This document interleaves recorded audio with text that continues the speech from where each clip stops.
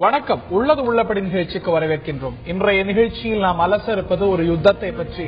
இந்த யுத்தம் மனிதர்களுக்கும் நடக்கும் யுத்தம் அல்ல, மனிதர்களுக்கும் விலங்குகளுக்கும், குறிப்பாக யானைகளுக்கும் இடையே நடக்கக்கூடிய யுத்தம். இது ரொம்ப சமீபத்துல தொடங்கியதா என்றால் இல்லை. இது சார்ந்த செய்திகளை தொடர்ந்து பார்த்து வருகின்றோம். விவசாய நிலங்கள்ல யானைகள் நுழைந்தது, மனிதர்களை தாக்கியது, பல விவசாயிகள் பாதிப்பு என்ற செய்திகள் தொடர்ந்து வந்து கொண்டிருக்கின்றன. இதற்கான தீர்வுகள் என்ன என்று அலசப்பட்டு வந்தாலும் இன்று வரை அந்த தீர்வை எட்டிய பாடில்லை. காரணம், அந்த தீர்வு என்பது அத்தனை சுலபமான விஷயம் அல்ல. பிரதானமாக எழுந்திருக்கக்கூடிய கேள்வி, யார் நிலத்தில் இன்று யார் இருப்பது என்பது பற்றிதான். இதைத்தான் இன்றைய உள்ளது உள்ளபடி நிகழ்ச்சியில் நாம் அலச இருக்கின்றோம். யானைகளும் சுகமாக, மனிதர்களும் சுகமாக, எந்த விதமான பிரச்சனைகளும் இன்றி வாழ்வதற்கான தீர்வு என்ன அலசுவோம் இன்றைய உள்ளது உள்ளபடி நிகழ்ச்சியில். முதலில் இது பற்றிய ஒரு தொகுப்பினை காணும்.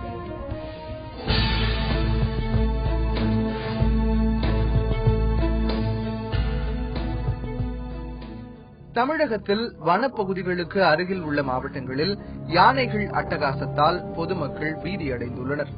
ஊருக்குள் வரும் யானைகள் விவசாயிகள் பயிர் செய்துள்ள ராகி, நெல், முட்டைகோஸ், கேரட், கரும்பு உள்ளிட்ட பயிர்களை சேதப்படுத்தி வருகின்றன. வனத்துறை அதிகாரிகள் வெடிவெடித்து விரட்டுவதும், யானைகள் கரும்பு தோட்டத்திற்குள் புகுவதும், சிறிது நேரம் கழித்து மீண்டும் அங்கிருந்து ஊருக்குள் ஓடுவதுமாக உள்ளன. இதனால் அப்பகுதி மக்கள் பீதியடைந்துள்ளனர். வனப்பகுதிகளில் சுற்றுலா விடுதிகள் மற்றும் குவாரிகள் அமைக்கப்படுவதால் யானைகளின் வழித்தடங்கள் பாதிக்கப்படுவதாக கூறப்படுகிறது. வன வாழிடங்கள் மற்றும் வழித்தடங்கள் அழிக்கப்படுவதும் யானைகளுக்கு முக்கியமான அச்சுறுத்தலாக உள்ளது. இதனால் தருமபுரி, கிருஷ்ணகிரி, கோவை உள்ளிட்ட மாவட்டங்களில் வனப்பகுதிகளுக்கு அருகில் உள்ள ஊருக்குள் காட்டு யானைகள் கூட்டமாக வருவது தொடர் செய்தியாக உள்ளது. தற்போது கிருஷ்ணகிரி மாவட்டத்தில் 100க்கும் மேற்பட்ட யானைகள் அட்டகாசம் செய்து வருகின்றன. இதனால் அப்பகுதி விவசாயிகளும் பொதுமக்களும் அச்சத்தில் உள்ளனர். யானைகளை உடனடியாக காட்டுக்குள் விரட்ட வேண்டும் என அவர்கள் கோரிக்கை விடுத்துள்ளனர். யானைகளின் வழித்தடங்கள் பாதிக்கப்படுவதை தடுக்க வேண்டும், பாதிக்கப்பட்ட விவசாயிகளை அடையாளம் கண்டு உரிய நிவாரணம் வழங்க வேண்டும் என்பதே அனைவரது எதிர்பார்ப்பாகவும் உள்ளது. கோரிக்கைகள் பல, தீர்வுகள் பல முன்மொழியப்படுகின்றன. ஆனால் அவை செயல்படுத்தக்கூடியதா? இன்று மக்கள் தொகை பெருமளவுக்கு பெருகி இருக்கிறது. விவசாய பரப்பும் மக்கள் வசிக்கக்கூடிய இடங்களும் பெருகி வருகின்றன. ஆய காரணத்தினால் காடுகள் சுருங்கி வருகின்றன எனும் பொழுது இந்த தீர்வு என்பது அத்தனை சுலபமானதா? அலசுவோம் இன்றைய உள்ளது உள்ளபடி நிகழ்ச்சியில். இந்த நிகழ்ச்சியில் நம்முடைய இணைகிறார் எமது கிருஷ்ணகிரி செய்தியாளர் மேகராஜ் களப்பகுதியிலிருந்து. அதே போல இன்னும் சற்று நேரத்தில் தமிழ்நாடு பசுமை இயக்கத்துடைய திரு மோகன்ராஜ் அவர்களும் இணையிருக்கிறார். நான் முதல்ல மேகராஜ் கிட்ட இருந்து ஆரம்பிக்கணும்னு நினைக்கிறேன். இந்த யானைகளுடைய தாக்குதலால பாதிக்கப்பட்ட பகுதிகளில் பிரதானமானது கிருஷ்ணகிரி. சமீபத்தில் கூட இது சார்ந்த செய்திகளை கேள்விப்பட்டோம். கிருஷ்ணகிரி இது சார்ந்து சந்திக்கக்கூடிய பிரச்சனைகளை விரிவா எடுத்து சொல்லுங்க மேகராஜ். வணக்கம் மாரி. கிருஷ்ணகிரி மாவட்டம் வனப்பகுதிகள் நிறைந்த மாவட்டமாக காணப்படுகிறது.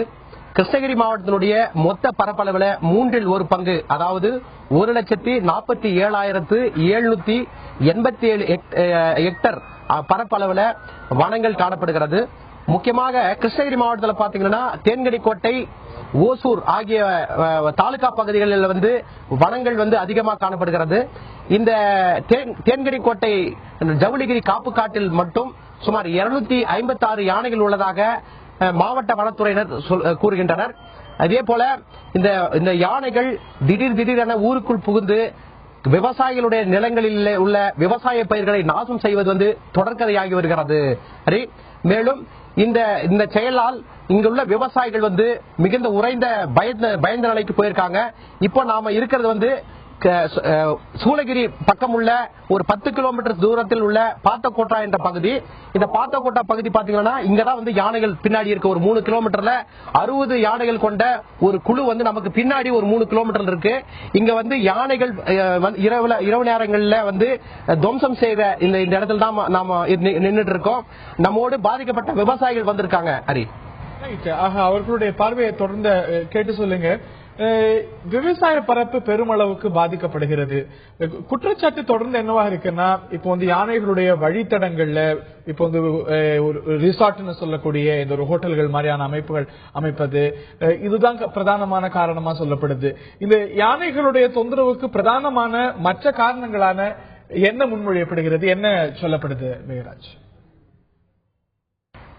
யானைகளுடைய தொந்தரவுக்கு முக்கியமான காரணம் கர்நாடக மாநில விவசாயிகள் கிட்ட வந்து அந்த மாநில அரசு வந்து ஒரு ரப்பர் குண்டுகள் பொருத்திய துப்பாக்கி வழங்கியுள்ளதாகவும், அந்த விவசாயிகள் தங்களுடைய பயிர்களை காப்பாற்றிக் கொள்ள ரப்பர் குண்டுகள் பயன்படுத்துகிற அந்த துப்பாக்கியை வந்து யானைகளுக்கு சுட்டி அவங்க சுடுவது மூலமாக யானைகள் முழுவா பயந்து போகுது.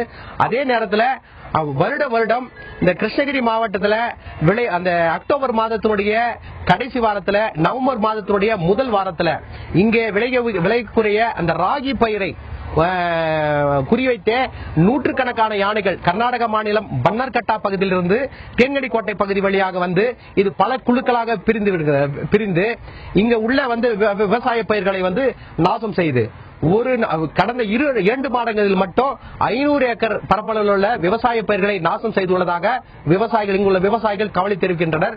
மேலும் தங்களுடைய பயிர்களை காப்பாற்றிக் கொள்ள வருடம் முழுவதும் பகல் நேரங்களிலே அயராமல் உழைக்கும் இந்த பாவப்பட்ட விவசாயிகள் இரவு நேரங்களில தங்களது நிலங்களில தீயை மூட்டியோ விளக்குகள் எரித்தோ கண்விழித்தோ தங்களது பயிர்களை பாதுகாத்திருக்காங்க. நாங்க இப்ப நிக்கிற பகுதிக்கு பின்பக்கமா பாத்தீங்கன்னா ஒரு 50 ஒரு 60 ஏக்கர் நிலப்பரப்பில் உள்ள ஒரு நெற்பயிர்கள் இருக்கு. அந்த பயிர்கள் வந்து தரத்துக்கு வராதுக்கு முன்னே யானைகள் கிட்ட இருந்து காப்பாத்திக்கிறதுக்காக, அதாவது 100 மூட்டை வர்ற இடத்துல ஒரு 10 மூட்டை வந்தா போதும் அப்படின்ற பட்சத்தில் தரமில்லாத நெல்களை வந்து அறுத்து விவசாயிகள் பயந்து போயிருக்காங்க. இது முக்கியமான காரணம் என்னன்னா, இப்போ நீங்க கர்நாடகா ஒரு யுக்தி கையாளுது அப்படின்னு சொன்னீங்க. அந்த தரப்புல ரப்பர் தோட்டாக்களை பயன்படுத்துறாங்க அப்படின்னு. அந்த காரணத்தினால அது திசை மாதிரி தமிழக பரப்புக்கு வருதா? அது ஒரு காரணமா குறிப்பிட முடியுமா? ஒவ்வொரு வருடமும் தென்கனி அதாவது தமிழக பகுதிக்கு வருவது வழக்கமாக உள்ளது. முக்கியமாக இங்கே வந்து தென்பெண்ணை ஆற்று படுக்கை இருக்குது. நம்ம இருக்கிற இந்த பகுதி பாத்தீங்கன்னா தென்பெண்ணை ஆற்று படுக்கை, இந்த பாத்திரக்கோட்டை பகுதி. இங்க தண்ணீர் வந்து நல்லா தாராளமா கிடைக்கிறதாகவும், விவசாய பயிர்கள் வந்து அந்த ராகி பயிர், முட்டைக்கோசு, காலிஃபிளவர் மற்றும் அந்த ஏகப்பட்ட பயிர்கள், தக்காளி, உருளைக்கிழங்கு போன்ற பயிர்களை உண்ணவும் இவர்கள் வந்து சுதந்திரமா கிட்டத்தட்ட பாத்தீங்கன்னா ஒரு 120 யானைகள் இப்போ வந்து வந்திருக்கு. இது 2 பிரிவா பிரிஞ்சு ஓசூர் தாலுகா பகுதியில இப்ப நம்ம நிக்கிற பகுதிக்கு பின்னாடி ஒரு 60 யானையும், அதே மாதிரி தேன்கனி கோட்டை தாலுகா பகுதியில ஒரு 60 யானையும் இருக்குங்க. இந்த நிலையில நம்முடைய திரு மோகன்ராஜ் அவர்கள் இருக்கிறார். தமிழ்நாடு பசுமை இயக்கத்தை சேர்ந்தவர். இந்த பிரச்சனை இன்றல்ல, தொடர்ந்து நடந்து வருது. ஒவ்வொரு முறையும் ஒவ்வொரு ஆண்டும் அதிகரித்து வருது அப்படின்னு சொன்னால் மிக இல்லை. இந்த விவகாரத்தை, இந்த பிரச்சனையை எப்படி பார்க்கிறீங்க? சரியான கோணத்தில் தான் அணுகப்படுதுன்னு நினைக்கிறீங்களா திரு மோகன்ராஜ்? கண்டிப்பா இல்ல, சரியான கோணத்துல இது அணுகப்படல. இந்த பிரச்சனை வந்து நாளுக்கு நாள் அதிகரித்து கொண்டேதான் சென்று கொண்டிருக்கிறது. மக்கள் தொகை பெருக்கமும் இதற்கு ஒரு முக்கிய காரணமாகத்தான் நாம் கூற வேண்டும். முன்பு இருந்த இடங்களில் இந்த விவசாயம் வந்து மானாவாரி விவசாயம் செய்து கொண்டிருந்த இடங்களில் அதிகப்படியான விளைச்சல் மற்றும் பணப்பயிர்கள் என்ற நோக்கில் இந்த விவசாயம் மாறிவிட்டது. அதுவும் ஒரு காரணம். இந்த யானைகள் வந்து வெளியே வர பல்வேறு காரணங்கள் இருக்கின்றன. இதை வந்து நம்ம விவசாயிகள் மட்டும் நம்ம குறை சொல்லக்கூடாது. இதற்கு யானைகள் வெளியே வருவதற்கு நம்ம கால மாற்றங்களும் ஒரு காரணம்தான். இப்போ சரியான மழை பெய்யவில்லை என்றால் யானைகள் ஒரு இடத்தில் இருந்து இன்னொரு இடத்துக்கு இடம்பெயரும். அந்த சமயங்களில் நீரை நோக்கி வெளியே வரும். பல்வேறு உணவு தேவைகளுக்காகவும் வெளியே வரும். இந்த மாதிரி பல்வேறு காரணங்கள் இருக்கின்றன. இதை வந்து சரியாக புரிந்து கொள்ளாமல் நாம் அணுகுகிறோம் என்றுதான் நான் நினைக்கிறேன். இதை சரியாக புரிந்து கொள்ள வேண்டும் என்றால் பல்வேறு நம் ஆய்வுகளை நாம் மேற்கொள்ள வேண்டும். நம்மிடம் எந்த ஒரு ஆய்வறிக்கையும் முழுமையாக இல்லை. அதை முதல் நம் மனதில் வைத்துக் கொள்ள வேண்டும். ரைட். உங்களுடைய பார்வையா இந்த ஒரு பிரச்சனை அப்படிங்கிறது சரியாக புரிந்து கொண்டோமே ஆனால் தான் சரியான தீர்வை எட்ட முடியும். என்னென்ன காரணங்களால எவ்வப்போது யானைகள் வெளியில வரும், அந்த நடவடிக்கைகளை பற்றின சரியான ஆய்வு இருந்தால் மட்டுமே இதை சரியாக அணுக முடியும், அதற்கான தீர்வு காண முடியும் அப்படிங்கிறது உங்களுடைய பார்வையாக இருக்கிறது. விவசாயிகள் சந்திக்கக்கூடிய பிரச்சனைகள் என்ன, இது அணுகக்கூடிய முறைகள் அப்படிங்கிறது சயின்டிபிக்கான முறையில சரியாகத்தான் அணுகிறோமா அப்படிங்கிற கேள்வி தொடர்ந்து எழுந்திருக்க, மனிதர்களுக்கும் யானைகளுக்கும் இடையேயான யுத்தம் தன்னுடைய உக்ரத்தன்மையை அதிகரித்தே கொண்டு வருகிறதோ அப்படின்னு அஞ்ச தோன்றுகிறது. சமீப காலமாகவே மிக அதிகமாக விவசாய நிலங்கள் யானைகளால் தாக்கப்பட்டன, மனிதர்கள் தாக்கப்பட்டார்கள், விவசாயிகள் பாதிப்பு என்ற செய்தியை தொடர்ந்து அதிகமாக பார்க்கின்றோம். இந்த ஒரு பிரச்சனையை அவ்வளவு சாதாரணமாக பார்த்திட முடியாது. இது அறிவியல் ரீதியாக அணுகி இந்த காரணங்களை எல்லாம் சரிவர புரிந்து கொண்டால் மட்டுமே இதை நாம் அணுக முடியும், இதை தீர்க்க முடியும் என்ற ஒரு பார்வையும், இது தீரக்கூடிய ஒரு பிரச்சனை அல்ல. மனிதர்களுடைய மக்கள் தொகை பெருகிக் கொண்டு வருகிறது, நம்மளுடைய தேவைகள் பெருகிக் கொண்டு வருகின்றன, இது சமாளித்தாக வேண்டிய பிரச்சனை என்ற மற்றொரு பார்வையும் இருக்கிறது. இவற்றையெல்லாம் தான் இன்றைய உள்ளது உள்ளபடி நிகழ்ச்சியில் நாம் அலசி வருகின்றோம். நம்முடைய தமிழ்நாடு பசுமை இயக்கத்தின் திரு மோகன்ராஜ் அவர்கள் இணைந்திருக்கிறார். அதே போல எமது கிருஷ்ணகிரி செய்தியாளர் மேகராஜ் இணைந்திருக்கிறார். விவசாயிகள் தான் இதுல பெருமளவுக்கு பாதிக்கப்படுவது, நேரடியாக தாக்குதலுக்கு உள்ளாவது விவசாய நிலங்கள் தான். சமீபத்தில் இதனால பாதிக்கப்பட்ட விவசாயிகள், இதனால தொடர்ந்து பாதிப்புக்கு உள்ளாகக்கூடிய விவசாயிகள்லாம் உங்கள் அருகாமையில் இருக்காங்கன்னு புரிஞ்சுக்கிற மேகராஜ், அவர்களுடைய பார்வை இதை பற்றி என்னன்னு கேட்டு சொல்லுங்க.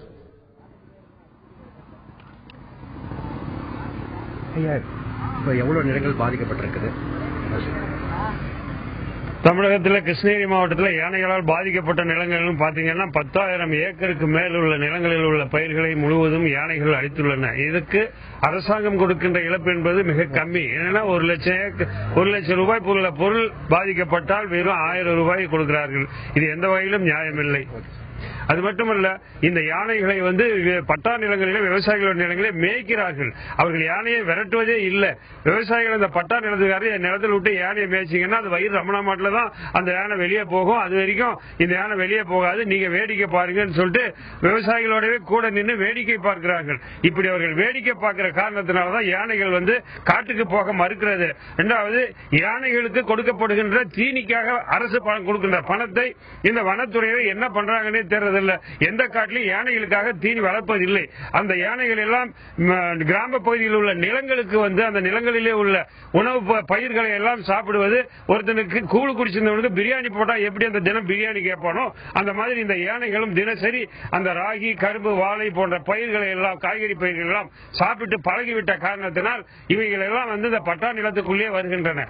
கர்நாடக அரசு விவசாயிகளுக்கு ஒத்துழைப்பு செய்து யானையை விரட்டுவதை போல் இங்கே இருக்கிற தமிழக அரசு வனத்துறையினர் விவசாயிகளுக்கு சாதகமாக செய்வதில்லை. இரண்டாவது, காட்டில் உள்ள புலி, கனிம வளங்களை எடுப்பதற்கு வேட்டு வைக்கிறார்கள். இதன் அடிப்படையிலே அந்த காட்டிலிருந்து அந்த யானைகள் விரட்டப்படுகின்றன.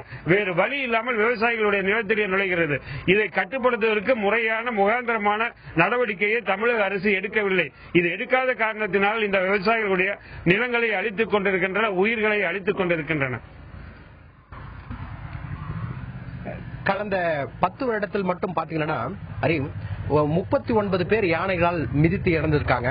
அதே மாதிரி கடந்த 13 வருடங்கள்ல 6,927 பேருக்கு சுமார் 2,50,00,000 ரூபாய் நிவாரண தொகை தந்துள்ளதாக மாவட்ட வனத்துறையினர் தகவல் தெரிவிச்சிருக்காங்க.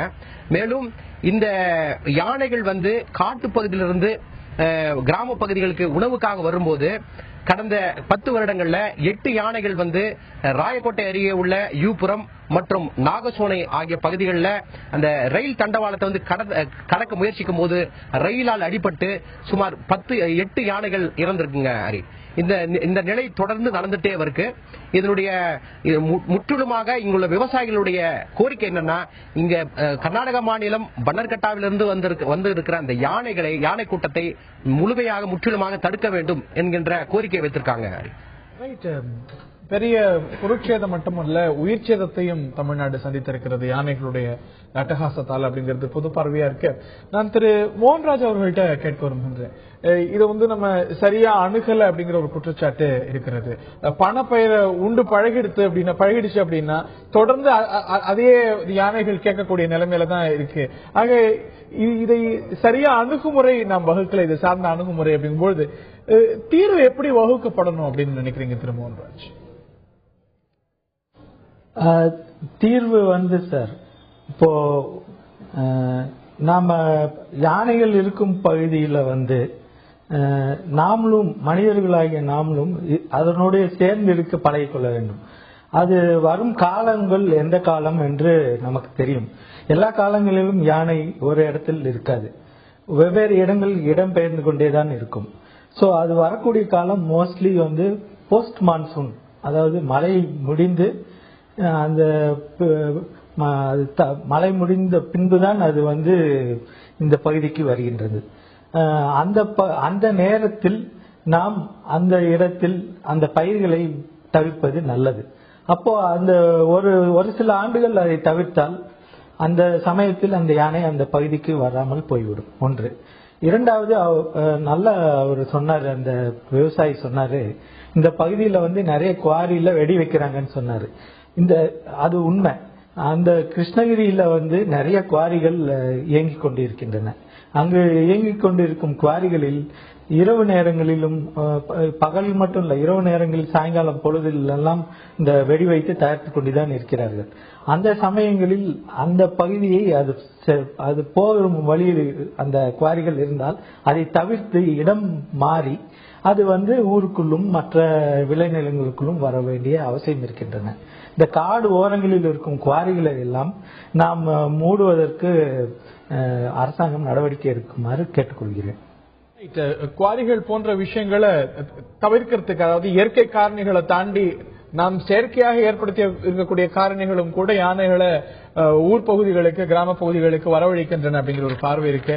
திரு காளிதாஸ் அவர்கள், ஓசை காளிதாஸ் வன ஆர்வலர், நம்முடைய தொலைபேசி வாயிலாக இணைந்திருக்கிறார்.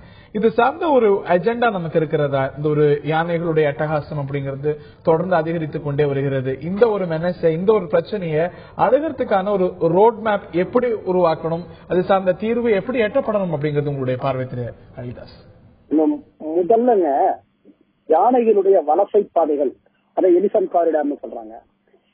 இந்த வலசை பாதைகளை அரசுகள் அங்கீகரிக்கணுங்க. இதுவரையிலும் தமிழ்நாட்டில் இவையெல்லாம் யானைகளுடைய வலசை பாதைகள் அப்படிங்கறத அரசிடம் அதை பற்றி கொள்கை கிடையாது, வரையறுக்கவே இல்லைங்க. அவற்றை வரையறுத்த பிறகு அந்த யானைகளுடைய வலசை பாதைகளுக்கு ஒரு சட்ட ரீதியான பாதுகாப்பு வழங்க வேண்டும். இதுதான் ரொம்ப முக்கியமான விஷயம். ஏன்னா இந்த வலசை பாதைகள் பல தனியாரிடம் இருப்பதனால் அவை ஏற்படும் எந்த சிக்கலுமே, எந்த தடையுமே யானைகளுக்கு சிக்கலை ஏற்படுத்தும்.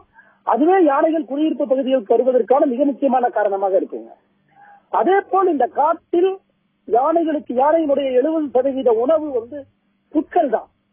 அந்த புற்கள் முளைத்திருந்த இடத்திலெல்லாம் இப்போது இந்த லேண்டனா கேமரா எனப்படும் உன்னிச்செடிகள் பரவிட்டு வருது. இது வெளிநாட்டு தாவரம், வெள்ளைக்காரனால் அறிமுகப்படுத்தப்பட்ட தாவரம். இது பெருக பெருக பெருக யானையினுடைய உணவான புல் அங்கு குறைந்து போகிறதுங்க. அவற்றை களைவதற்கு ஒரு அசுர வேக நடவடிக்கையை அரசு எடுக்கணுங்க. அதுக்கு நிறைய நிதி ஆதாரம் தேவைப்படும்.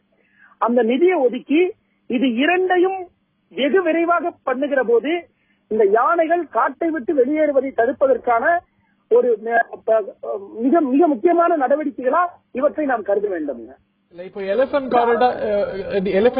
காரிடார் டிமார்க் பண்ணணும், அதற்கான ஒரு சட்டப்பூர்வ அங்கீகாரம் கொடுக்கணும் அப்படிங்கும்போது அதுல நிறைய விளைநிலங்கள் வரக்கூடும், ஏற்கனவே அதுல ஹியூமன் செட்டில்மெண்ட் வரக்கூடும். என்னும்போது அதுல நிறைய சட்ட சிக்கல்கள், அதே போல ஒரு பிராக்டிகல் டிஃபிகல்டிஸ் நம்ம சந்திக்க வேண்டியிருக்கும் இல்லையா? எலிபென்ட் காரிடார்னு வந்துட்டா அங்க பாரம்பரியமா வாழக்கூடிய மக்களுக்கு தொந்தரவு கொடுக்கறதுன்னு அர்த்தம் அல்லங்க. அது இப்ப பிரச்சனையே பாரம்பரியமாக அங்க வாழ்ந்த கிராமத்து மக்கள், பழங்குடி மக்கள், அவர்கள் யானையும் வாழ வேண்டும், நாமும் வாழ வேண்டும் நினைத்தாங்க. இது யானையினுடைய இடம் என்பது அவர்கள் அறிந்து வைத்திருந்தார்கள். ஆனால் சில புதிய நகரத்திலிருந்து போயிட்டு அந்த இடத்தை வாங்கி இவர்கள் செய்கிற செயல்பாடுகள் தான் இந்த பிரச்சனைக்கு முக்கியமான காரணங்க. ஏற்கனவே காலங்காலமா வாழக்கூடிய மக்களுக்கு தெரியும் இது யானையினுடைய இடமும் கூட. அவங்களால எந்த பிரச்சனையும் இல்ல, அவங்களுடைய விவசாயம், அவங்களுடைய வாழ்வியல் பாதிப்பை ஏற்படுத்தாம. ஆனால் இந்த விளைநிலங்கள்ல மட்டும் விளைநிலங்களா இருக்கிற வரைக்கும் பிரச்சனை இல்லைங்க. விளைநிலங்கள் எப்போது கட்டிடங்களாக மாறுகிறதோ அப்போதான் பிரச்சனை ஆகுது. இந்த கட்டிடங்களாக மாற்றியவர்கள் எல்லாம் வசதி படைத்தவர்கள், செல்வாக்கு படைத்தவர்கள். இப்ப அவங்கள்ட்ட இருந்து இந்த யானை வலசை பாதைகளை காப்பாற்றணும். அதுக்கு இந்த சட்ட ரீதியான நடவடிக்கை தேவைப்படுதுங்க. ரைட். யானைகளுடைய வலசை பாதைகளுக்கு சட்டப்பூர்வ அந்தஸ்து கிடைத்து அதற்கேற்றாற் போல நம்முடைய திட்டங்கள் இருக்குமே ஆனால் அதுதான் இதற்கான ஒரு தீர்வாக இருக்க முடியும். ஒரு பிரச்சனை அதுதான் அணுகுவதற்கு சரியான வழி அப்படிங்கிறது உங்களுடைய பார்வை. இணைந்ததற்கு நன்றி திரு காளிதாஸ். இந்த நிலையில எமது செய்தியாளர் மேகராஜ் அவர்கள்ட்ட கேட்க விரும்புகின்றேன். இந்த பார்வையை அங்க இருக்கக்கூடிய விவசாய அமைப்புகள் எப்படி பார்க்கிறாங்க? ஒரு எலிபென்ட் காரிடார், அதாவது யானைகளுக்கான வலசை பாதைகளுக்கு ஒரு சட்டப்பூர்வ அந்தஸ்து கொடுத்து அதை நாம் உறுதி செய்தால்தான் இதற்கான ஒரு தீர்வு இருக்கும் அப்படிங்கிறது வல்லுநர்களுடைய பார்வை. இருக்கக்கூடிய விவசாயிகள் இதை அங்கீகரிக்கிறாங்க. இங்க பாதிக்கப்பட்ட விவசாயிகள் இருக்காங்க. அந்த விவசாயிகள் கிட்ட மேலும் இங்க வந்திருக்கிற சமூக ஆர்வலர்கிட்டையும் இது குறித்து நம்ம கேட்க போறோம். இங்க பாதிக்கப்பட்ட விவசாயிகளுக்கு இங்க இருக்கிற மாவட்ட நிர்வாகமும் வனத்துறை என்ன செய்யணும், அந்த யானைகளை முழுமையா இங்கிருந்து விரட்ட என்ன நடவடிக்கை எடுக்கணும்னு நீங்க சொல்றீங்க? முதல்ல பதிவு பண்ண விரும்புறேன். நேற்று இரவு ஒரு சுமார் 8 மணி அளவில் ஒரு 32 வயசு பையனை யானை தூக்கி போட்டு இன்னைக்கு சாவல் நிலைமை இருக்காரு. அந்த பையன் இங்க ஒரு 3 கிலோமீட்டர்ல. எங்களுக்கு வாழ்வாதாரமே இல்லாத நிலைமை விவசாயம் இருக்கும்போது அது விவசாயத்தை காப்பாற்ற சொல்லி எங்க உயிரை காப்பாற்ற அளவுக்கு இப்ப மக்கள் போராட வேண்டிய நிலைமை தள்ளப்பட்டுச்சு. நாங்க சுட்டா தப்புன்றீங்க, எங்க உயிருக்கு யாரும் பாதுகாப்பு தர்றது? சட்டத்தை நாங்க கையில் எடுக்க கூடாதுன்னு நினைக்கிறோம். பட் சட்டத்தை கையில் எடுக்க வைக்கிற நிலைமை அரசு தள்ளப்பட்டிருக்கு. எங்க உயிரை காப்பாற்ற பிச்சை கேட்கிறோம். நீங்க ஓட்டு பிச்சை கேட்க வரும்போது ஓட்டு போடுறீங்க, பிச்சை கேட்கறீங்க, அப்புறம் எங்களை பிச்சை கேட்க வச்சிருக்கீங்க. இந்த விவசாய நிலைமை மோசமான நிலைமையில இருக்கீங்க. கடந்த பல வருஷமா போராடி கொண்டிருக்க இந்த விவசாயிகள் மத்தியில திருப்பி சொல்றோம், ஒரு நாள் நீ எங்க விவசாயத்தோட இறங்கி வேலை செஞ்சு பாருங்க. அரசு அதிகாரிகளும் சரி, இல்ல இன்று இருக்க முதலமைச்சர் அவர்களும் சரி, முன்னாள் முதலமைச்சர்களும் சரி, எங்க தோட்டத்தில் இறங்கி வேலை தான் தெரியும் அந்த கஷ்டம் உங்களுக்கு. நீங்க கார்ல போறீங்க வரீங்க, உங்களுக்கு என்ன சென்னை சிட்டில இருக்கீங்க, உங்களுக்கு கஷ்டம் தெரியாது. எங்க உயிருக்கு போராடுற காலத்துல எங்களை தயவு செய்து தாழ்மையை கேட்டுக்கிறோம், எங்களை ஆயுதம் எடுக்க வச்சிடாதீங்க. எங்க உயிர்களை காப்பாத்தினா எங்களுக்கு வேற வழி தெரியல. அதுக்கு காரணம் நீங்க தான்.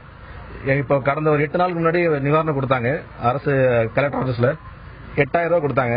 ஒரு விவசாயி 1 ஏக்கருக்கு இறங்கி வேலை செய்யா குறைஞ்சது 50,000 1 லட்சம் ரூபாய்க்கு செலவாகும். கூலி மட்டும் இல்லாம மருந்து உரம் எல்லாம் சேர்த்து பார்க்கும்போது 1 லட்சம் ஆகும். நீங்க தர 8000 ரூபாய் எங்களுக்கு பிச்சை போடாதீங்க, எங்களுக்கு பிச்சை நீங்க போடாதீங்க, தயவு செய்து எங்களை பிச்சைக்காரன் ஆக்கிடாதீங்க. அதை மனசாக கேட்டுக்கிறோம். இன்றைக்கு நிலைமை என்ன நடவடிக்கை எடுக்க வேண்டும் என்றால், எங்களுக்கு ஒரே பாதுகாப்பு, யானைகளுக்கு நல்ல ஒரு தீவிரம் காட்டு பகுதியில் நீங்க அவங்களுக்கு வனத்துறையை முடுக்கி விடுங்க. அவங்க வனத்துறை எங்க இருக்காங்கன்னு தெரிய மாட்டேது எங்களுக்கு. ஏதாவது யானை வந்தா மட்டும் தான் வனத்துறை டிவில பாக்குறோம், நேரில் பாக்குறோம், அதுபடி எந்த பக்கம் இருக்காங்கன்னு தெரிய மாட்டேது. அது அரசு தயவு செய்து ஏட்டலையில இருக்கு, அது கொடுத்துறேன், இது கொடுக்க 20 கோடி கொடுத்தேன், 10 கோடி கொடுத்தேன், ஏட்டலையில இருக்கு, பேப்பர்ல மீடியால பாக்குறோம். பட் எங்களுக்கு சேரலாது. அதனால தயவு செய்து அரசு நடவடிக்கை எடுக்கணும்னு கேட்டுக்கொள்கிறோம். இங்க விவசாய காப்பதுன்னு கேட்டுக்கொள்கிறோம். அதே போல இங்க பாத்துக்கோட்டா பகுதியில் பாதிக்கப்பட்ட விவசாயி ஒருத்தர் இருக்கிறார். அவரு பேசுறாரு. ஐயா, நீங்க எவ்வளவு பாதிக்கப்பட்டிருக்கீங்க? உங்களுடைய நிலை இப்போது என்ன? எவ்வளவு நிலங்கள் பாதிக்கப்பட்டிருக்குது? 2 ஏக்கரா இது தென்னா சைடு மிர்ச்சிட்டு எல்லாம் பிடுங்கி பண்ணிட்டு இருக்குது. அதாவது தென்னா செடி, மிளகா செடி எல்லாம் 2 ஏக்கரா இது பாதிக்கப்பட்டுச்சு.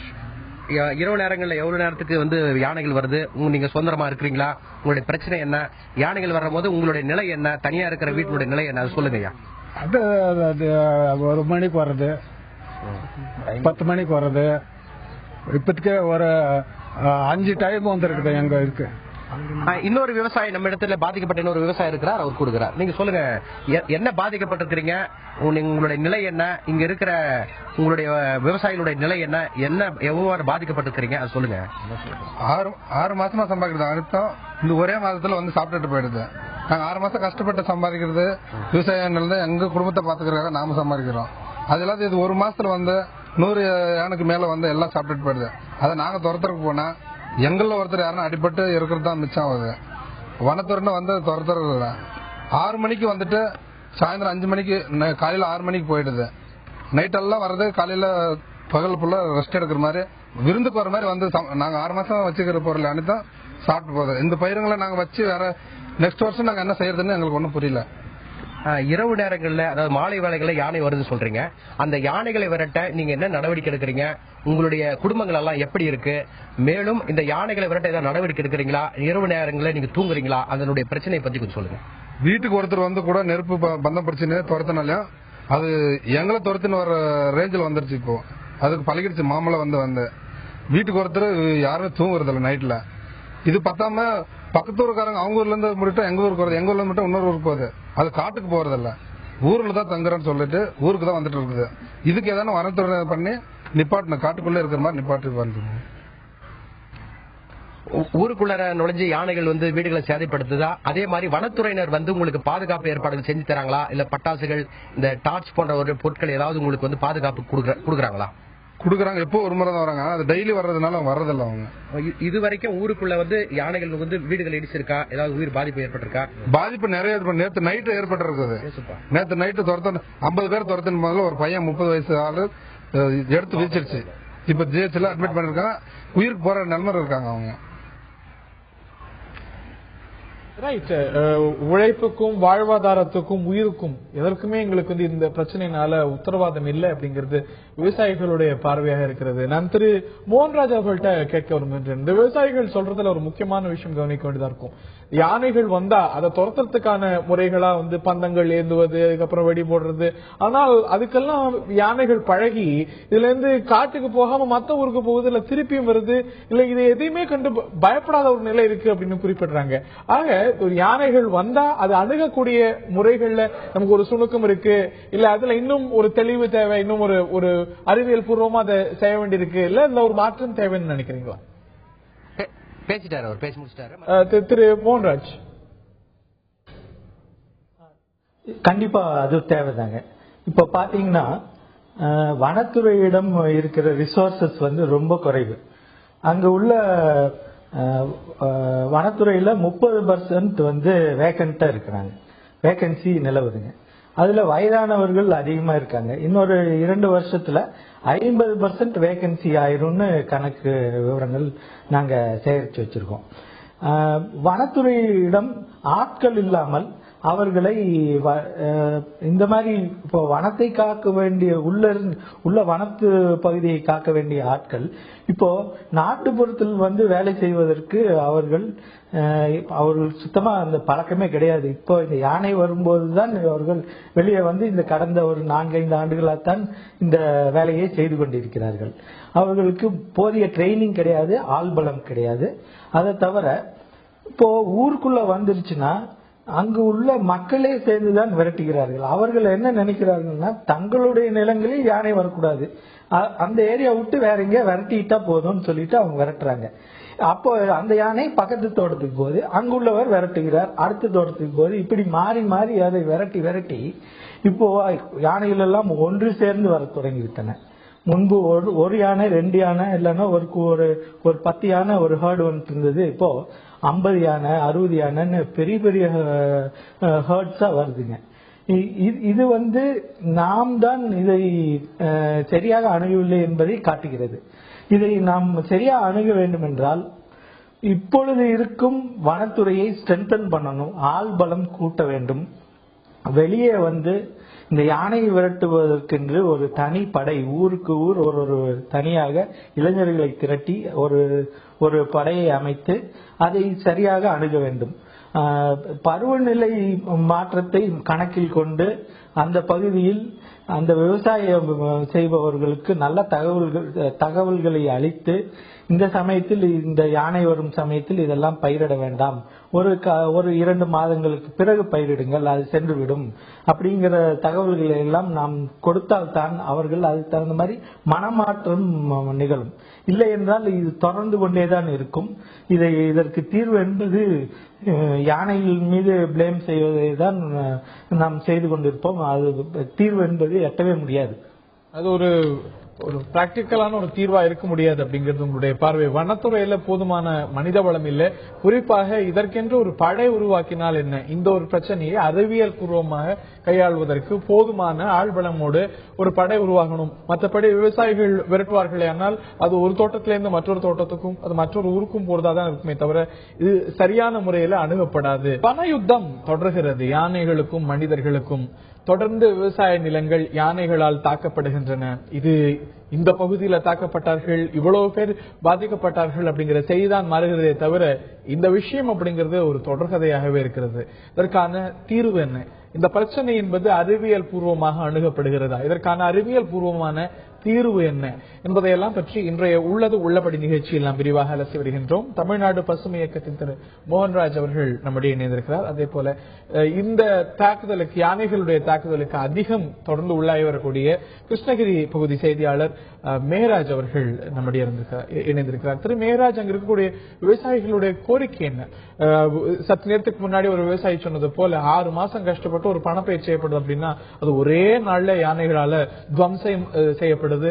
அத்தனை உழைப்பும் அதே போல தங்களுடைய வாழ்வாதாரத்துக்கும் ஒரு பெரிய ஒரு அச்சுறுத்தலாக இருக்கிறது அப்படின்னு. இதற்கான தீர்வா என்ன சொல்றாங்க? ஒரு நிவாரணம் சரியா கிடைக்குது அப்படின்னு சொல்றாங்களா? இந்த நிவாரணம் வழங்குறதுல இருக்கக்கூடிய முறைகள் பற்றி அவர்களுடைய பார்வை என்னங்கிறத கேட்டு. நிச்சயமாக ஹரி, அதாவது பாத்தீங்கன்னா இங்க இருக்கிற விவசாயிகள் யானைகளுக்கு பயந்து தங்களுடைய குடும்பங்களோட வீடுகளில் இரவு நேரங்களில் நடுங்கிக் கொண்டு தங்களுடைய உயிருக்கு ஆதாரம் எந்தவித உத்தரவாதம் இல்லாமல பயந்த நிலையில் இருக்கிறத நாம நேரடியா பார்க்க முடியுது. அதே மாதிரி அவர்கள் விவசாயிகள் அவர்கள் பயிரிட்டுள்ள பயிர்களை இரவு நேரங்களில தீயை கொளுத்தியும் மிகுந்த பயந்த நிலையில ஒரு கூட்டத்தோடு சேர்ந்து கொண்டும் அவர்கள் விவசாய பயிர்களை காத்து வராங்க. அதே சூழ்நிலையில மாவட்ட வனத்துறை கிட்ட இது குறித்து நிலவரம் கேட்டதுக்கு யானைகள் கிராம பகுதிகள் நுழையாமல் இருக்க சுமார் இந்த மாவட்ட வனப்பகுதிகளில் 160 கிலோமீட்டர் தொலைவிற்கு யானைகள் புகா பள்ளம், அதாவது அகழிகள் 3 கோடி ரூபாய் அளவிற்கு 3 கோடியே 20 லட்சம் ரூபாய் அளவிற்கு நாங்கள் செய்திருக்கிறோம் கடந்த காலங்களில். அதே மாதிரி இந்த வருடத்திலேயும் சுமார் 90 கிலோமீட்டர் தூரத்திற்கு இந்த அகழிகள், அதாவது யானைகள் புகா பள்ளங்களை நாங்கள் அமைச்சு வரோம் அப்படின்ற தரப்புல வனத்துறை தகவல் சொல்லியிருக்காங்க. மேலும் 120 கிலோமீட்டர் தூரத்திற்கு சுமார் 2 கோடி ரூபாய் மதிப்பீடு செலவில் சூரிய மின்வேலிகள், அதாவது யானைகள் அந்த பகுதிக்கு அது தும்பிக்கை தொட்டாவே ஒரு மின்சாரம் ஷாக் அடிக்கும். ஆனா யானையினுடைய உயிருக்கு எந்தவித ஆபத்தும் ஏற்படாது. அந்த மாதிரி சூழ்நிலை நாங்கள் அமைச்சிருக்கோன்றாங்க. ஆனால் இதையெல்லாம் மறுக்கிற விவசாயிகள், அவருடைய விவசாயிகளுடைய பிரச்சனை என்ன என்பதை நம்மிடம் வந்திருக்கிறவரை சொல்றாங்க. ஐயா, இந்த பிரச்சனைக்கு தீர்வு என்ன? இந்த பிரச்சனைக்கு முழுமையான தீர்வு என்ன? என்ன செய்யணும்? மாவட்ட நிர்வாகமும் தமிழக அரசும் விவசாயிகளுக்கு என்ன செய்யணும்னு சொல்லுங்க. யானையை பொறுத்தவரையும் வனத்துறை சொல்றது அப்பட்டமான பொய், ஏற்றுக்கொள்ள முடியாதது. அவர்கள் அகழி வெட்டியிருக்காங்க. அந்த அகழியினுடைய ஆழமும் நீளமும் அகலமும் குறைவாக இருக்கின்ற காரணத்தினால சாதாரணமா அந்த அகழியை யானை தாண்டி வந்துருது. அது மட்டும் இல்ல, மின்வேலி அமைச்சிருக்காங்க. மின்வேலி அது தும்பிக்கையில தொடர்றதுல இப்ப எல்லாம் காலில் வச்சுட்டு போயிருது. ஒரு உதவ வச்சா அந்த சாதாரண அந்த கம்பி போட்டு வச்சிருக்கிற மின்வேலி உடஞ்சு போயிடுது. அதுக்கப்புறம் அந்த கூட்டம் அப்படியே உள்ள நுழையுது. அது மட்டும் இல்ல, விளக்கு கொடுக்கணும். இரவுல பிடிக்கிறதுக்கு விளக்கு ஊருக்கு 1 கொடுத்துட்டு, ஊருக்கு 1 கூட இல்ல, ஒரு யூனியனுக்கே 1, 2 கொடுத்து போட்டு எல்லாம் கொடுத்துன்னு கணக்கு எழுதிக்கிறாங்க. அது மட்டும் இல்ல, பட்டாசு கேட்டா தீபாவளி கொண்டாடுங்கன்றாங்க. தீபாவளி எப்ப? தீபாவளி வந்தா நம்ம வாங்கி வெடிக்கிறதா? அதான் பட்டாசு கொடுக்கறதா வனத்துறை. இது வனத்துறை எத்தனை கோடி ரூபாய் இந்த மாவட்டத்துக்கு யானைகள் மேய்க்கிறதுக்காக கொடுத்தாங்கன்றத கணக்கெடுத்து விசாரணை நடத்தணும். அப்பதான் இது சரியான கிடைக்கும். இந்த அகழி வெட்டுவதும் மின்வேலி போடுறதும் இந்த யானைகளுக்கு பயன்படாது. அது ஃபெயிலியரான கேஸ். ஆகவே இது எந்த பிரயோஜனமும் இல்ல. அது மட்டுமல்ல, விவசாயிகள் 1 ஏக்கர் பயிர் செஞ்சா 50,000 ரூபாய் உற்பத்தி செலவு ஆகுதுன்னு சொல்லிட்டு வங்கிகள் கணக்கு சொல்கிறது, தொழில்நுட்ப கமிட்டி. அந்த அடிப்படையில் 1 ஏக்கர் பயிர் இழப்பீடு யானையால் சேதப்பட்டா 50,000 ரூபாய் இழப்பீடு கொடுக்கணும். அது மட்டும் இல்ல, உயிர் சேதம் ஏற்பட்டா 10 லட்சம் ரூபாய் கொடுக்கணும். இப்ப கொடுக்கிற 3 லட்சம் ரூபாய் இழப்பீடு போதுமானது அல்ல. அது மட்டுமல்ல, இதை வனத்துறைக்கு, மாவட்ட ஆட்சித்தலைவருக்கு விவசாயிகள் புகார் செய்தால் அந்த விவசாயிகள் மீது வழக்கு தொடுக்கிறார்கள். இப்போது 100கணக்கான வழக்குகள் காவல் நிலையத்திலே வனத்துறையால் தொடுக்கப்பட்டு விவசாயிகள் அல்லல்பட்டுக் கொண்டிருக்கிறார்கள். எக்காரணத்தை கொண்டு இவர்களுக்கு அந்த வழக்கு தொடுக்கும் என்கிற அதிகாரத்தை அவர்களிடத்திலிருந்து பிடுங்க வேண்டும். அதை பிடுங்கினால் மட்டுமே அவர்கள் வழக்கு தொடுக்க நிற்பார்கள். இந்த வழக்குக்கு பயந்தே பல விவசாயிகள் இந்த யானையால் பாதிக்கப்பட்டதுக்கு புகார் கொடுக்க வர மறுக்கிறார்கள், பயப்படுகிறார்கள். மீண்டும் மீண்டும் இவர்கள் நம்மை தொந்தரவு பண்ணுவார்கள், வாழ முடியாது, இந்த ஊரை விட்டு போயிட முடியாது. அதனால் படிக்காதவர்கள், கல்வி அறிவு இல்லாதவர்கள், இப்படிப்பட்டவர்களால் வெளியூருக்கு போய் படிக்க முடியாது. ஆகவே அவர்கள் ஒவ்வொன்றுக்கும் ஒரு பக்கம் யானைகளுக்கு நடுங்கிக் கொண்டிருக்க வேண்டும், இன்னொரு பக்கம் வனத்துறையிற்கு நடுங்கிக் கொண்டிருக்க வேண்டும். ஆக இப்படி பல்வேறு வகையிலே விவசாயிகள் பாதிக்கப்பட்டு அல்லல்பட்டுக் கொண்டிருக்கிறார்கள். இதுக்கு ஒரு தனி விசாரணை கமிஷன் போட்டு அமைச்சு முழு நிவாரணம் கிடைப்பதற்குண்டான வழிவகையை அரசு செய்தால் மட்டுமே இதிலிருந்து காப்பாற்ற முடியும். அது மட்டுமல்ல, வனத்துக்கு இந்த யானையை உண்மையாகவே அவர்கள் விரட்ட வேண்டும். அவர்கள் உண்மையாக விரட்டுவதில்லை, மேய்க்கிறார்கள், விவசாயிகளுடைய நிலத்தில் மேய்க்கிறார்கள். அடுத்து நம்மிடம் வந்திருக்கிற இன்னொருத்தர் சொல்றாரு. ஐயா, இந்த விவசாயிகளுடைய பிரச்சனை பத்தி சொல்லுங்க. நீங்க 1 ஏக்கர் தக்காளி செய்யணும்னா 1 லட்சம் ரூபாய் செலவாகுதுங்க. ஒரு ஏக்கர் பீன்ஸ் பண்ணா 75,000 ரூபாய் செலவாகுதுங்க. குறைந்தது 1 லட்சம் ரூபாய் செய்து செலவழிக்கக்கூடிய இந்த பணத்தை 6 மாசம் பயிர் செய்யறோம். ஆனா 6வது மாசம் உழவன் பயிர் அறுவடை செய்யல, யானை அறுவடை செய்துட்டு போயிடுது. அப்போ யானை அறுவடை செய்துட்டு போதுன்னு சொன்னா அந்த யானைக்கு வேண்டிய தீனி நாம தான் விவசாயி தான் உற்பத்தி பண்ணிருக்குமே தவிர அரசாங்கம் காட்டுக்குள்ள எதுவுமே உற்பத்தி செய்யலன்ற அர்த்தம். ஆக காட்டுக்குள்ள அதுக்கு வேண்டிய தீனியை உற்பத்தி பண்ணணும் முதல்ல. அடுத்து அகழியை அகலப்படுத்தணும். 2வது சூரிய மின்வேலி பயன்படாது.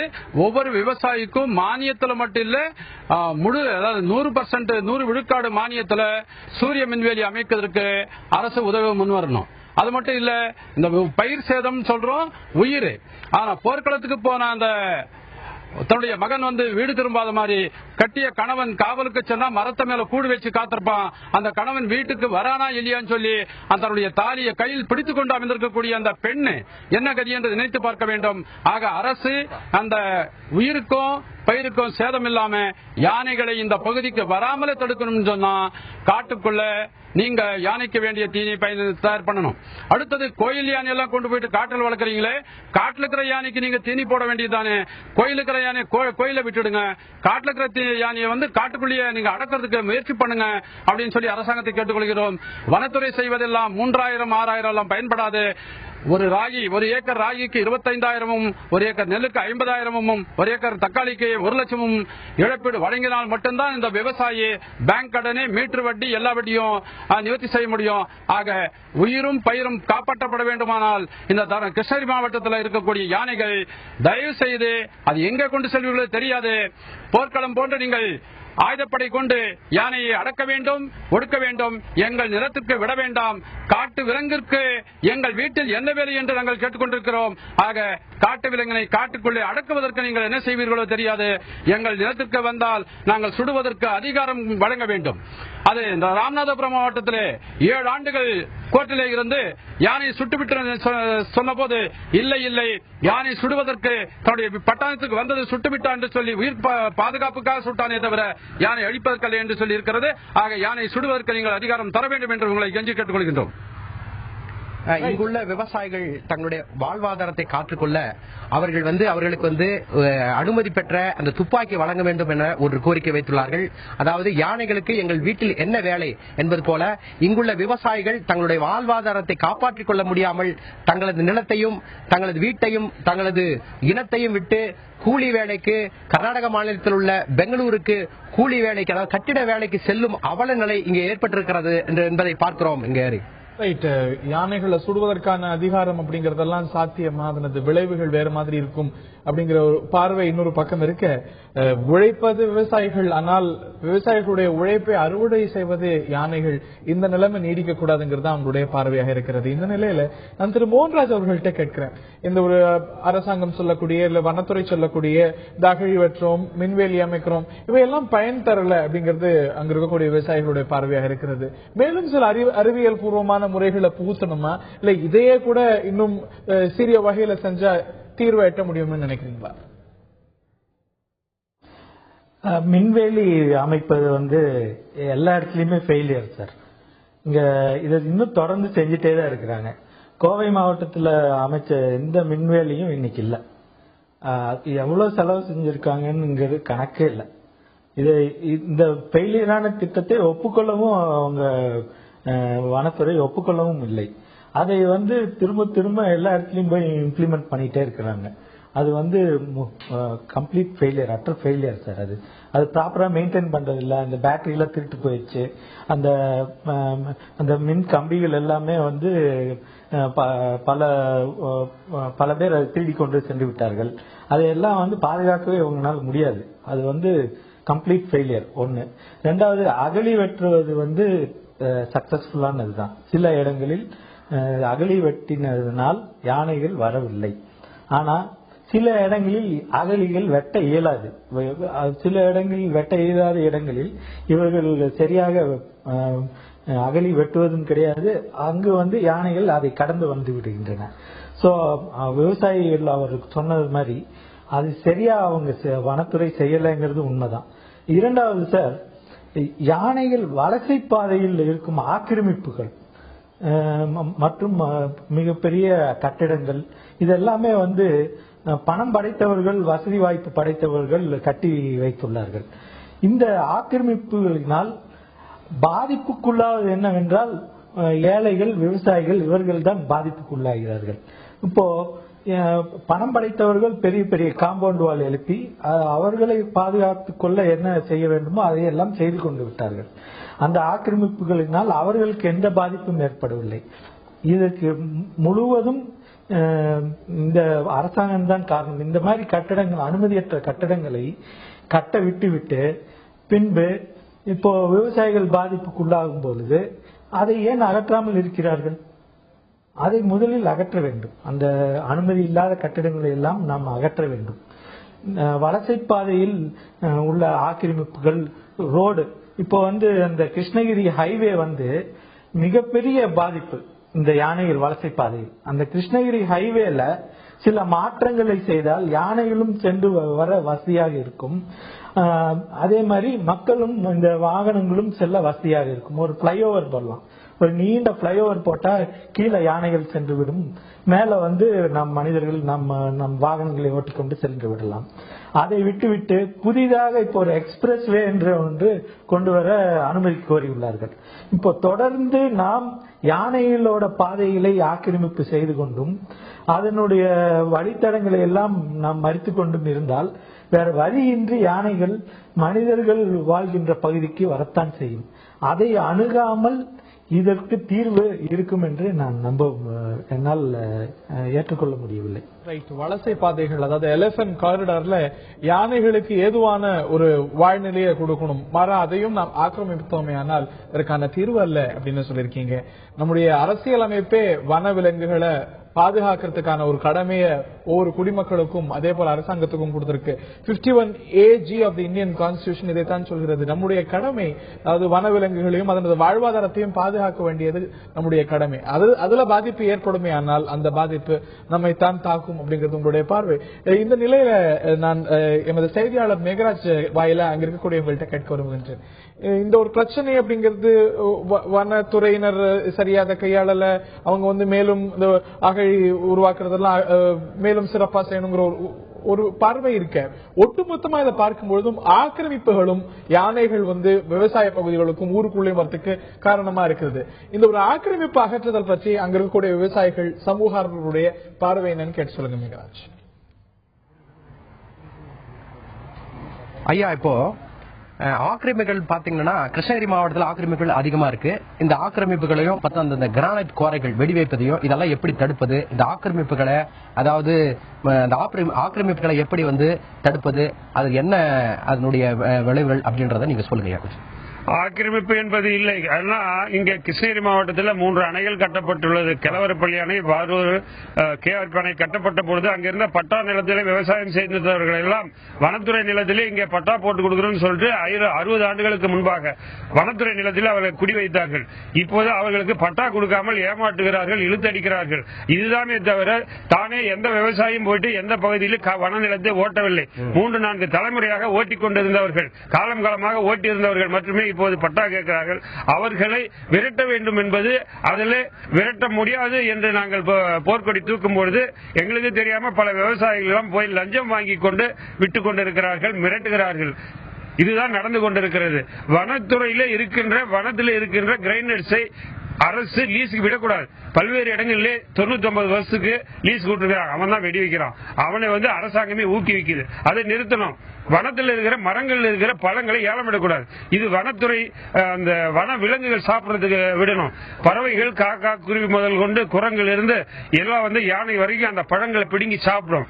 இப்ப அரசாங்கம் அதை காசு பண்ணுன்றதுக்காக ஏலம் விடுறான். அது ஏலம் விட்டு அவன் என்ன பண்றான், இதெல்லாம் சாப்பிடுறதுக்காகவே அது விரட்டுறான், வெடி வைக்கிறான், விரட்டுறான். இது விரட்டுறதனுடைய விளைவு அவன் லாபம் சம்பாதிக்கணுன்றதுக்காக நாட்டுக்கு விரட்டுறான். அவைகள் நாட்டுக்குள்ள விவசாயிகளை அழிக்கிறது.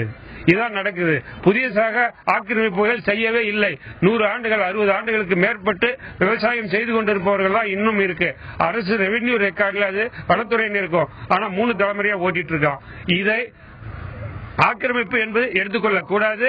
அதே நேரத்தில் வனத்துறையில் இருக்க கனிமங்களை எடுக்கக்கூடாது. வனத்துறையில் இருக்கிற பழ மரங்களை அரசு ஏலமிடக்கூடாது. இது ரெண்டுமே செஞ்சுட்டு அதுக்கப்புறம் தீனி வளர்க்கறதுக்காக அதுக்கு செலவு பண்ணுகின்ற பணத்தை உண்மையாக செலவு பண்ணணும். செலவு பண்றேன்னு சொல்லிட்டு டிவியில பேப்பர் விளம்பரம் மொத்தம் வனத்துறை அலுவலர் கொடுப்பார். அதுக்கப்புறம் பாத்தீங்கன்னா எங்குமே இருக்காது.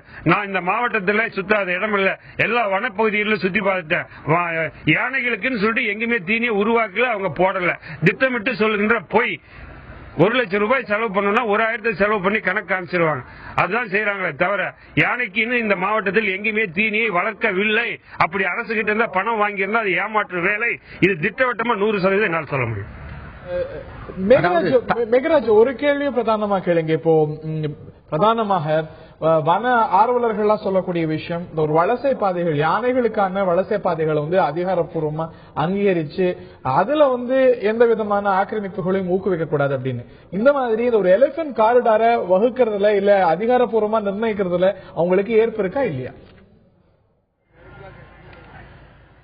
அதாவது யானைகளுடைய அந்த வளர்ப்பு காடுகள்ல அது அதிகாரமா இருக்கிறதுக்கு உங்களுக்கு ஏற்புடையதா இருக்கா இல்லைங்களா? யானைகளுடைய வளர்ப்பு காட்டுல அதை விடுறதில்ல. இங்க வனத்துறையே விடுறதில்ல, அரசும் விடுறதில்ல. அவர்கள் அந்த 2 பாயிண்ட் கோரை கல்லு வெடி வச்சு எடுக்கிறதும் பழங்களை ஏலம் விடுறதும், இது ரெண்டுமே நிறுத்தினாவே யானை அவருடைய இடத்துல நின்னுக்கும். யானை வழித்தடம்னு பொய்யான ஒரு தகவலை வனத்துறை சொல்லுகிறது. யானைக்குன்னு வழித்தடம் எதுவுமே கிடையாது. அதுக்கு எங்க சுவையான உணவு இருக்கோ அதை தேடி போவது அதனுடைய வழக்கம்.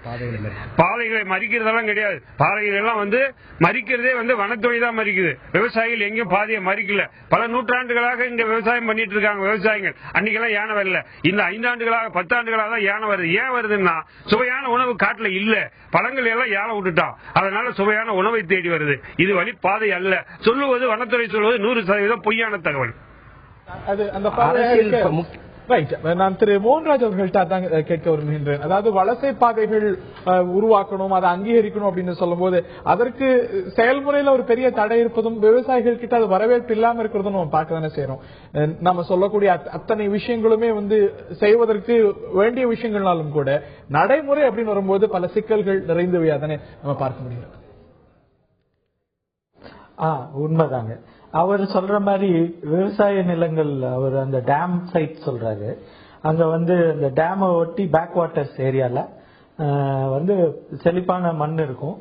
அது தண்ணீர் அளவு குறைய அந்த பகுதியில் விவசாயம் பார்த்து கொண்டே வருவார்கள். அந்த பகுதி வனத்தை ஒட்டி இருப்பதனால் அதை அவர் ஆக்கிரமிப்பு என்று அதை அகற்ற வேண்டும் என்று அவர் நினைத்துக் கொண்டிருக்கிறார். நாங்கள் அதை முக்கியமாக அதை சொல்லவில்லை. நாங்கள் சொல்வது என்னவென்றால், இப்போ அந்த கிருஷ்ணகிரி ஹைவே ஒன்று போட்டாங்க, பெங்களூர் மெட்ராஸ் ஹைவே, அந்த கிருஷ்ணகிரி வழியா போகக்கூடியது. அந்த ஹைவே இப்போ 4 லேன் 6 லேன் பண்ணாங்க. அந்த ஹைவே மெயினா இந்த வலசை பாதையில் அமைந்துள்ளது. அதற்கு தீர்வு ஏற்படும் வரை, அது இப்போ கடந்த ஒரு 5-6 ஆண்டுகளுக்கு முன்புதான் இந்த திட்டமே தீட்டப்பட்டு நடைமுறைப்படுத்தப்பட்டது. சோ இந்த சமயங்களில் தான் இந்த யானைகள் ஊருக்குள் வருவதும் அதிகரித்துள்ளது. அதை கரெக்டா கோரிலேட் பண்ண முடியும் உங்களால. சோ இந்த சமயத்தில் வந்த பிரச்சனை தான் இது இப்போ அதிகமாக தென்படுகிறது. இதற்கு முதல் தீர்த்து வைத்தால்தான் இதற்கு சரியான தீர்வு வரும். அவர் சொல்ற மாதிரி குவாரிகள் முக்கியமான காரணம். யானைகள் உணவு இவர்கள் ஏலம் விட்டு விடுகிறார்கள் என்று சொல்கிறார். அதுவும் ஒரு காரணம் தான். இன்னொரு காரணம், அவர் இருக்கிற அந்த டேம் பகுதியில விவசாயம் பார்க்கிறார்கள் என்கிறார்களே, அவர்களுக்கு ஒரு மாற்று ஏற்பாடு செய்து கொடுக்காமல் அவர்களை அந்த இடத்திலிருந்து அவர்களை அகற்ற முடியாது. அவர்களுக்கு ஒரு சரியான மாற்று ஏற்பாடு செய்து கொடுத்தால் அங்கு மனித யானை மோதல்களை குறைக்க முடியும். இல்லை என்றால் இது தொடர்ந்து கொண்டேதான் இருக்கும். அவர்களுக்கு மாற்று ஏற்பாடு வேறொரு இடத்தில், நல்ல விவசாய பூமியில் தண்ணீர் இருக்கும் பகுதியில் அவர்களுக்கு இதே அளவு வேறொரு இடத்தில் ஏற்பாடு செய்து கொடுத்தால் அவர்கள் ஏன் அங்கு சென்று பயிரிடக்கூடாது, அங்கு பயிரிட அவர்கள் விருப்பம் தெரிவிப்பார்கள் என்று நம்புகிறேன். உங்களுடைய பார்வைகளை பதிவு செஞ்சிருக்கீங்க. விவசாயிகளும் தங்களுடைய குறைகளை பதிவு செஞ்சிருக்காங்க. தொடர்ந்து நாங்கள் பாதிக்கப்படுகின்றோம், உழைப்பது நாங்கள், பாதிக்கப்படுவதும் நாங்கள், இந்த நிலை தொடரக்கூடாது என்று சொல்ல இதற்கு பல தீர்வுகள் முன்மொழியப்படுகின்றன. ஆனால் செயல்முறையில அதற்கு பல சிக்கல்கள் இருப்பது உண்மைதான். ஆனால் இது அணுகப்பட வேண்டும், இது தீர்க்கப்பட வேண்டும், இது பெருகக்கூடாது அப்படிங்கறதுதான் பொது பார்வையாக இருக்க முடியும். நிகழ்ச்சியில பங்கு பெற்ற விருந்தினர் திரு மோகன்ராஜ் மற்றும் களத்தில் இருந்து தகவல்கள் வழங்கிய அந்த செய்தியாளர் மேகராஜ் மற்றும் பார்த்த நேயர்களுக்கும் நன்றி தெரிவித்து விடைபெறுகின்றோம்.